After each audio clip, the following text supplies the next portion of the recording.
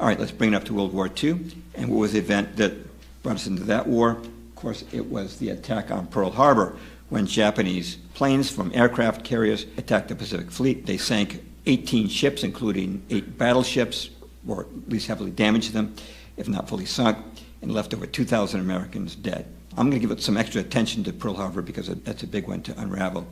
I'm going to give you a couple of quotes that might shock some people. This first one is from Russell Grunfeld, British historian and former captain in the Royal Navy. Here's what he wrote in 1952. Quote, "No reasonably informed person can now believe that Japan made a villainous, unexpected attack on the United States. An attack was not only fully expected, but was actually desired.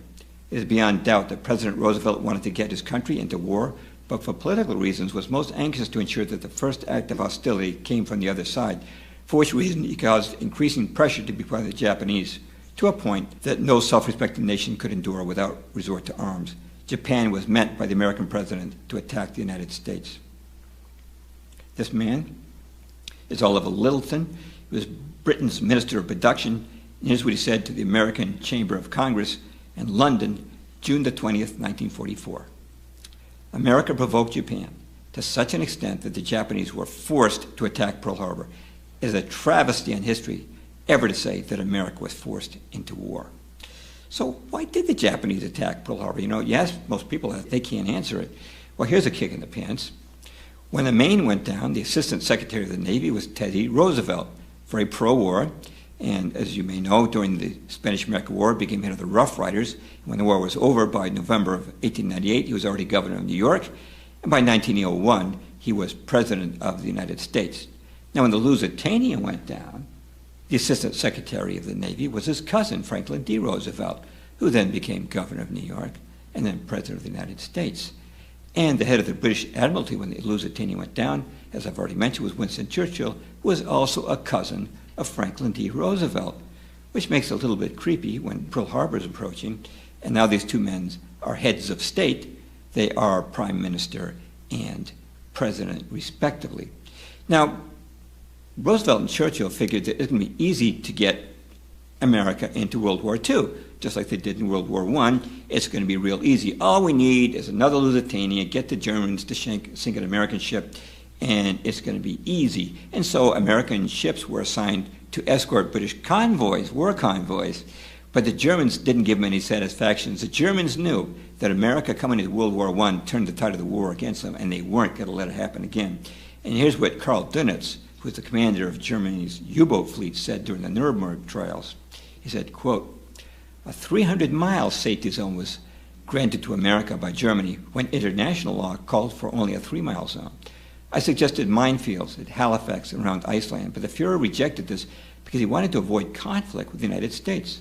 When American destroyers in the summer of 1941 were ordered to attack German submarines, I was forbidden to fight back. I was thus forced not to attack British destroyers for fear there would be some mistake," end quote. So the attention turned to Japan. And Harold Ickes, our Secretary of the Interior, said this in 1941, "For a long time, I have believed that our best entry into the war would be by way of Japan." So attention shifted to Japan. And our Secretary of War at that time was Henry Stimson, Skull and Bones, for those of you who might be interested. In the fall of 1941, after cabinet meetings with the president, here's what he wrote in his diary. "We face the delicate question of the diplomatic fencing to be done so as to be sure that Japan is put into the wrong and makes the first bad move, overt move. The question was how we should maneuver them, the Japanese, into the position of firing the first shot." Now, this guy is Lieutenant Commander Arthur McCollum of U.S. Naval Intelligence, and he wrote up an 8-step plan of provocation to provoke Japan to war. Here are the closing words of that document. Quote, "Completely embargo all U.S. trade with Japan in collaboration with a similar embargo imposed by the British Empire. If by these means Japan could be led to commit an overt act of war, so much the better."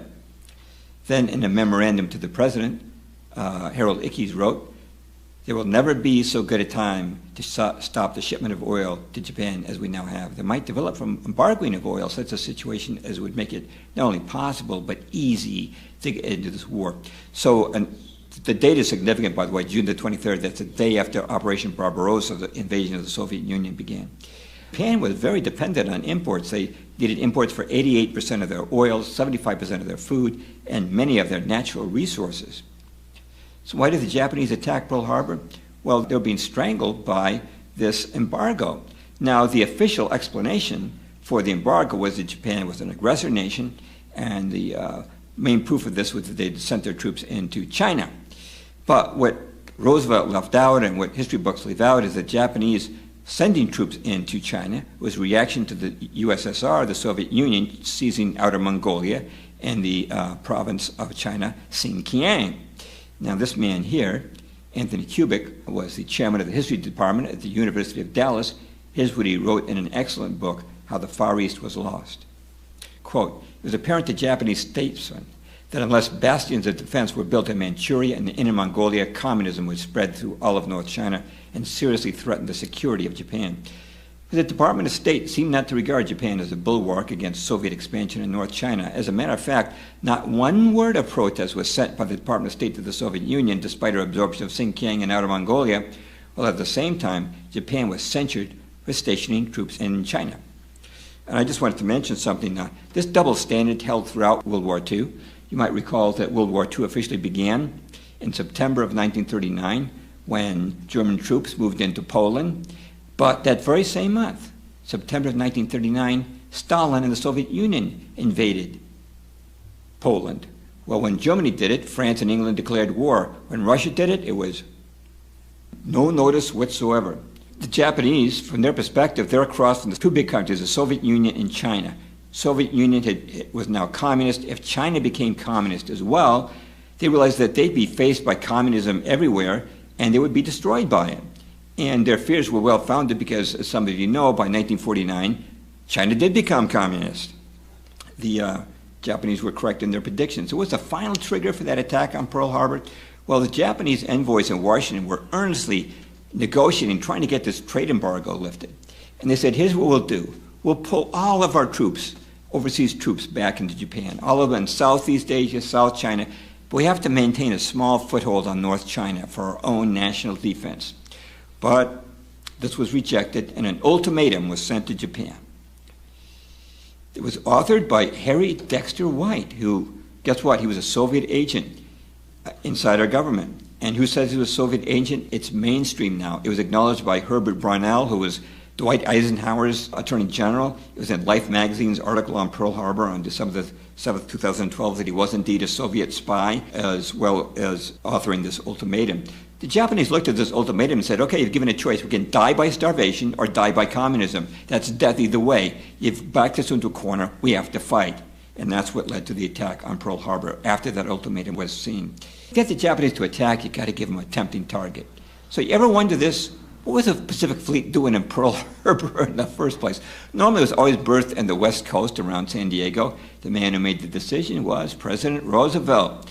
Now, this is the fleet commander at the time, Admiral J.O. Richardson. He was so outraged by Roosevelt's decision that he flew to Washington to talk to the president to protest this. And he gave the president a whole list of reasons why the fleet should not be in Pearl Harbor. Number one, in Pearl Harbor in Hawaii, you're surrounded by 360 degrees of ocean. You're vulnerable to surprise attack from 360 degrees. Wouldn't be true if you kept it on the west coast of America. Also in Pearl Harbor, our ships were boxed in like sardines.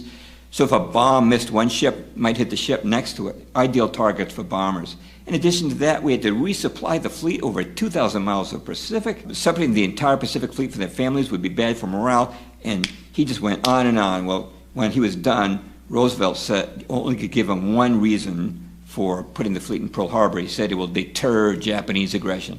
Well, guess what? As of December the 7th, 1941, everyone knew it did not deter Japanese aggression. But historians have never held Roosevelt accountable for his decision. Instead, all the blame was put on the military. Our commanders in Hawaii were held accountable, General Walter C. Short and Admiral Husband Kimmel. By the way, Admiral Richardson had been removed from the scene after protesting moving the fleet to Pearl Harbor. He was fired by President Roosevelt.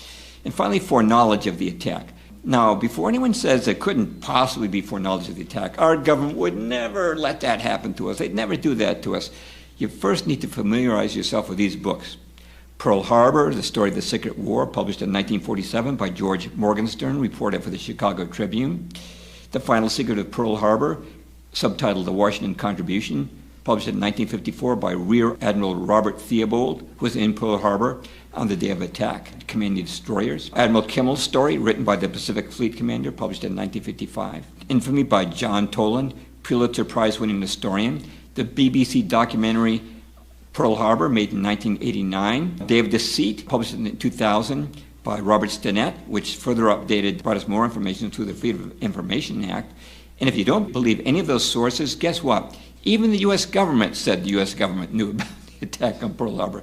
So what am I talking about? Well, in 1944, the Army and Navy conducted their own investigations of Pearl Harbor. And this is the Navy Court of Inquiry. And when they heard the evidence that Washington knew about the attack, the admirals flung their pencils on the floor. They completely exonerated Admiral Kimmel and laid all blame on Washington. And the Army Pearl Harbor Board, 1944, reached the same conclusion. These are the closing words of their report. Quote, up to the morning of December the 7th, 1941, everything that the Japanese were planning to do was known to the United States. So you might be wondering, how come the public didn't react with outrage to these reports? Well, the reason is because President Roosevelt and his administration ordered that they be classified and held top secret. So the public never found out, but you can read them online today. Roosevelt held them as top secret on grounds of national security, meaning his own security. How did Washington know about these attacks, by the way? Well, Japan communicated to all its embassies and consulates through something called the Purple Code, which the Japanese thought was so complex no one could translate it. But we had very talented cryptanalysts in America, and they did crack that code in 1940. So in 1941, we had these machines that would actually spit out Japanese messages, and were reading intercepts of the messages on a same-day basis. And copies of these went to just a few select individuals in Washington, and included President Roosevelt, and it also included this man, who's many consider to be Roosevelt's handler, is Harry Hopkins. He represented Wall Street. He had no official cabinet position, but he lived right in the White House, and he got to see these decoded intercepts, which means that certain people on Wall Street were also seeing them, but our commanders in Hawaii did not. Now, what did these intercepts reveal? They revealed that Japan had ordered its spies in Hawaii to identify the exact location of every American ship and dock. Now, there's nothing unusual about spies watching ship movements, but when spies are told to report the exact location of ships and dock, the implication is that they have been targeted for attack. But this information was not deemed significant enough by Washington to pass on to our commanders in Hawaii. Now, these are Japan's envoys meeting with our Secretary of State, Cordell Hull. If you've ever seen the movie Tora, Tora, Tora, they give them their message-breaking relations, declaring war, and Hull reacts with shock and surprise. Oh, he's stunned. We're actually at war. Who knew, right? But actually, he'd read the Declaration of War the day before that, the intercept of it, in his own office. As said President Roosevelt, 13 parts of that 14-part message. So there was no surprise at all. But again, no warning was sent to Pearl Harbor. Now, the Roosevelt administration also received personal warnings about the attack from Joseph Grew, our ambassador to Japan, from J. Edgar Hoover, director of the FBI, who was acting on information from a spy named Dusko Popov, from Brigadier General Elliot Thorpe, who was the U.S. military observer in Java, then under control of the Dutch. The Dutch learned of the Pearl Harbor attack, and General Thorpe sent a total of 4 warnings about Pearl Harbor to Washington until finally he was told, send no more warnings. And you can see Popov and Thorpe interviewed in that BBC documentary, Sacrifice of Pearl Harbor. Colonel F.G.L. Weigeman, the Dutch military attaché in Washington, personally warned our chief of staff about the attack, and Senator Guy Gillette and Congressman Martin Dies received information about the attack, personally passed that information to President Roosevelt, who told them just to leave it in his hands and not to pass that information along to anyone else. And finally, with the book Day of Deceit, it was revealed through the Freedom of Information Act, we not only broken Japan's diplomatic codes, but the naval codes at all, and were deciphering messages such as this one. Admiral Yamamoto to Japanese First Air Fleet, November the 26th, 1941. The task force, keeping its movement strictly secret and maintaining close guard against submarines and aircraft, shall advance into Hawaiian waters, and upon the very opening of hostilities shall attack the main force of the United States fleet and deal it a mortal blow. The first air raid is planned for the dawn of X day, exact date to be given by later order, end quote. And no one could read that message and not understand its significance.